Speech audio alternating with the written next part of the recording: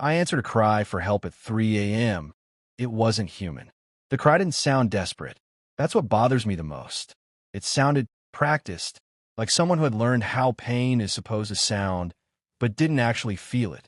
At 3 a.m., in a world that should have been asleep, I heard a voice outside my window say, "Please help me."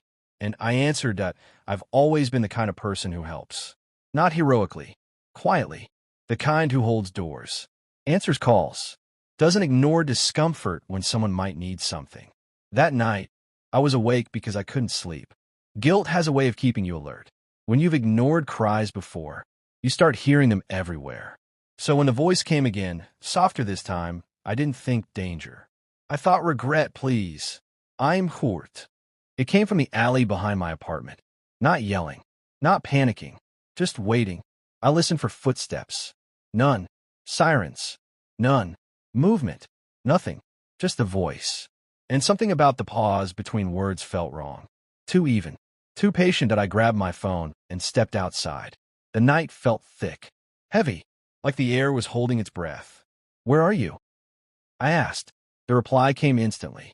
"Right here." But there was no one there. The voice didn't echo. Didn't travel. It felt like it came from everywhere at once that I started saying my name.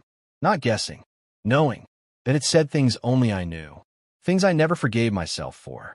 It spoke gently. Comfortingly. Like it wasn't asking for help. Like it was offering understanding that I asked what happened to it. The voice hesitated. That was the first mistake it made. When it answered, the story didn't flow. Injuries without pain. Fear without emotion. Details remembered wrong, like someone copying human suffering from memory. That's when I realized. It wasn't hurt. It was learning that I searched online. Old forum posts. Deleted threads. People describing the same voice. Same hour. Same words. Every story ended the same way. Silence. No upvotes. It asked me to come closer. Not urgently. Politely. "Please," it said. "You already stayed this long." And I realized something horrible. It wasn't trapped outside. It was deciding whether to come in. The voice changed. Not angry. Disappointed. Like I'd failed a test. Then it cried. Not from pain. From imitation. And every light in the building went out. I survived because I didn't open the door. Others weren't so careful.